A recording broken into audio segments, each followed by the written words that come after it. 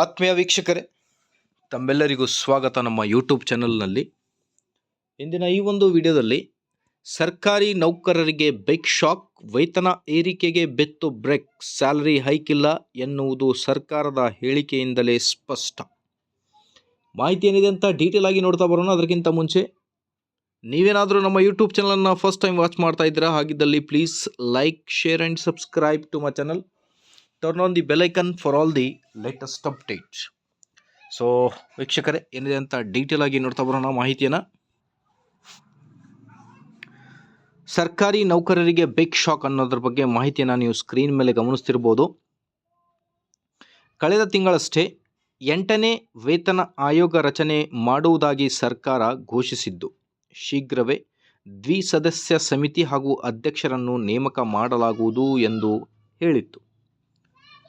ಆದರೆ ಇದೀಗ 8ನೇ ವೇತನ ಆಯೋಗ ಜಾರಿಗೆ ಸಂಬಂಧಪಟ್ಟಂತೆ ಶಾಕಿಂಗ್ ಸುದ್ದಿ ಹೊರಬಿದ್ದಿದೆ.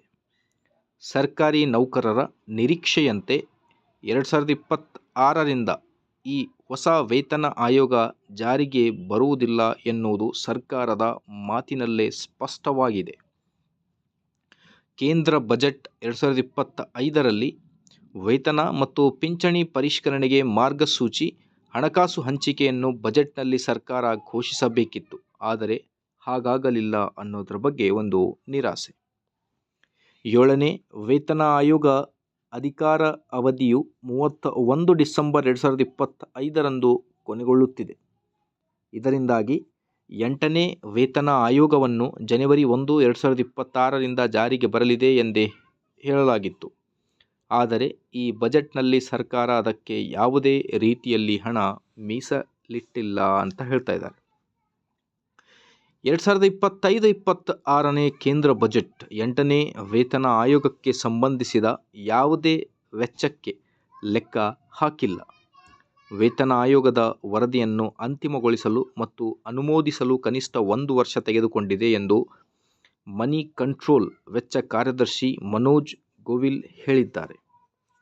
ಹಣಕಾಸು ಸಚಿವಾಲಯವು ರಕ್ಷಣಾ ಸಚಿವಾಲಯ, ಗೃಹ ಸಚಿವಾಲಯ ಮತ್ತು ಸಿಬ್ಬಂದಿ ಮತ್ತು ತರಬೇತಿ ಇಲಾಖೆಯಿಂದ ಇದಕ್ಕಾಗಿ ಸಲಹೆಗಳು ಕೇಳಿದೆ.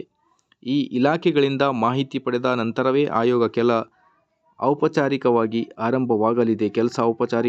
ಆರಂಭವಾಗಲಿದೆ ಅನ್ನೋದ್ರ ಬಗ್ಗೆ ಮಾಹಿತಿ.